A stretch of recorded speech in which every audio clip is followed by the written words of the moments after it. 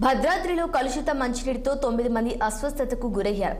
కొత్తగూడెం జిల్లా పాల్వంచ మండలం పాత సూరారం కోయగుంపు గ్రామంలో ఈ ఘటన చోటు చేసుకుంది. స్థానికుల కథనం ప్రకారం గత 2 రోజులుగా గ్రామంలో వాంతులు, విరేచనాలతో గ్రామస్తులు కొందరు వేరువేరుగా అస్వస్థతకు గురై ఆసుపత్రుల పాలయ్యారు. ఎవరికి వారు విడివిడిగా ఆసుపత్రులకు వెళ్లి చికిత్స చేయించుకోవడంతో ఈ విషయం బయటికి రాలేదు. కానీ శుక్రవారం అర్ధరాత్రి నుంచి శనివారం ఉదయం వరకు మొత్తం 9 మంది ఒకేసారి వాంతులు, విరేచనాలతో బాధపడుతూ ఉండటంతో వారిని వారి కుటుంబ సభ్యులు 108 సహాయంతో పాల్వంచ ప్రభుత్వ ఆసుపత్రికి తరలించారు. వెంటనే స్పందించిన వైద్యులు చికిత్స అందిస్తున్నారు. వీరిలో ఒకరి పరిస్థితి విషమంగా ఉండటంతో మెరుగైన వైద్యం కోసం అతన్ని కొత్తగూడెం ఆసుపత్రికి తరలించారు. కాగా వీరందరూ అస్వస్థతకు గురి కావడానికి కారణం కలుషిత మంచినీరా లేక ఇతర కారణాలు ఏమైనా ఉన్నాయా అనేది తెలియాల్సి ఉంది.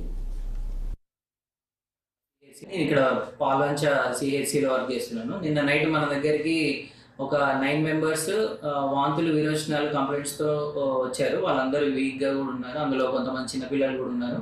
ఈరోజు ఎర్లీ మార్నింగ్ ఒక 50 years పెద్ద అతన్ని తీసుకొని వచ్చారు. ఆయన బాగా మరీ ఎక్కువ వాంతులు, విరోచనాలతో ఉన్నారు. డీహైడ్రేట్ అయిపోయి ఉన్నారు. ఇది ఇప్పుడు అతన్ని అయితే స్టేబుల్ చేసి కొత్తగూడెంకి పంపించాము. మిగిలిన వాళ్ళందరూ ఇక్కడే ఉన్నారు. దీనికి కారణం మోస్ట్ ప్రాబబ్లీ వాటర్ కలుషితం వల్లనే అయి ఉండొచ్చు. వాళ్ళు చెప్పడం అయితే ఒక ఫంక్షన్కి వెళ్దామని చెప్పారు, కానీ అందులో కొంతమంది ఫంక్షన్కి వెళ్ళని వాళ్ళు కూడా ఉన్నారు. మోస్ట్ ప్రాబబ్లీ అది వాటర్ ఇన్ఫెక్షన్ వల్లనే అయి ఉండొచ్చు.